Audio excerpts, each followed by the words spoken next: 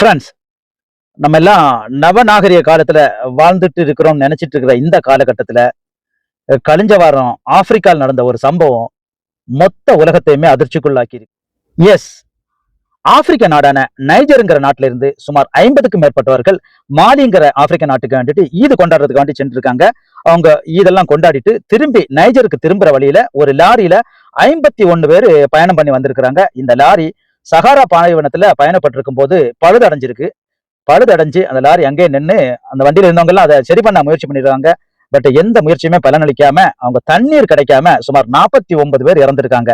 அதுல ஒரு 2 பேர் அவங்க எப்படியோ தப்பி தண்ணி தேடி தேடி தேடி சுமார் ஒரு 50 கிலோமீட்டருக்கு மேல பயணப்பட்டு போய் அவங்க தண்ணீர் குடிச்சு உயிர் வாழ்ந்தது மட்டுமல்லாமல் அந்த ஏரியால இருக்கிற அந்த அதிகாரிகள்ட்ட அவங்க தகவல் கொடுத்திருக்காங்க. இப்படி இந்த இடத்துல ஒரு லாரி பழுதடைஞ்சு 49 பேர் அதுல இருந்தாங்கன்னு சொல்லி தகவல் கொடுத்திருக்காங்க. அந்த அதிகாரிகள் இங்க வந்து பார்க்கும்போது அந்த 49 பேரும் இறந்து கிடக்குறாங்க. அப்புறமா அந்த அதிகாரிகள் அந்த 49 பேரையும் ஒரே ஒரு குழி தோண்டி அதிலே அடக்கம் பண்ணியிருக்கிறாங்க. நாமெல்லாம் நவநாகரிக காலத்துல வாழ்ந்துட்டு இருக்கிறோம்னு நினைச்சிட்டு இருக்கிற இந்த காலகட்டத்தில் 49 பேர் குடி தண்ணீர் இல்லாமல் இறந்திருக்கிறது மொத்த உலகத்தையுமே அதிர்ச்சிக்குள்ளாக்கி இருக்குது. இறைவன் அவர்களுக்கு சொர்க்கத்தை வழங்கட்டும்.